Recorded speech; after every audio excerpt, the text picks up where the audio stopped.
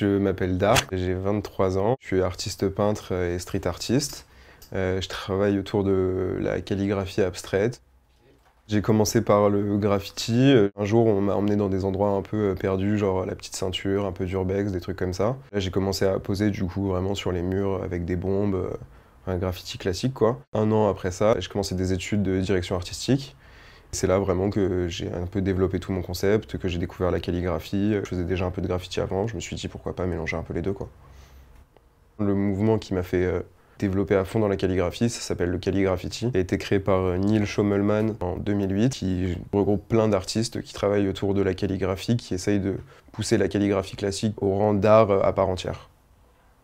Alors l'endroit où on est actuellement, j'aime bien l'appeler le Dark Lab. En gros, c'est mon appart, qui est aussi mon atelier. C'est là où je passe la plupart de mon temps quand je suis en processus de création. Ça a pris de l'ampleur, je peins les murs, j'accroche mes tableaux quand ils sont terminés et que j'ai envie de les voir un petit peu. Je stocke tous mes dessins, toutes mes œuvres. J'aime bien utiliser mes formes de calligraphie pour créer des paysages genre complètement abstraits. Mes formes de calligraphie deviennent de la nature. Ça crée un espèce de paradoxe qui est assez intéressant et moi ça me plaît. Pour tout ce qui est illustration sur papier ou des trucs comme ça, je vais d'abord faire un petit dessin dans un carnet à croquis et puis ensuite je vais le transposer sur un format un peu plus grand en refaisant le dessin au propre, genre bien clean. Et après je vais venir travailler à la peinture par-dessus. Parfois je travaille un peu des fonds à la bombe aussi. Je suis dans ce coin-là et je développe mon truc quoi. Il y a un mot qui définit trop bien ce que je fais, c'est abstrait. Y a pas de, en fait, il n'y a pas vraiment de sens. La personne, je veux qu'elle comprenne un peu ce qu'elle a envie de comprendre.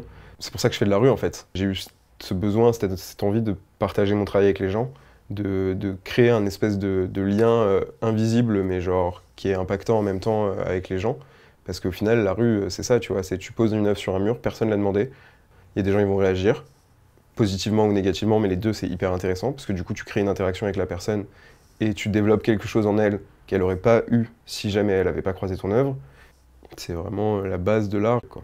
Le mieux pour suivre mon actu et tout, c'est de me suivre sur les réseaux sociaux, sur mon site web, ou à travers les différentes galeries dans lesquelles je travaille. Comme ça, tu peux suivre un peu tout ce qui se passe, et voilà.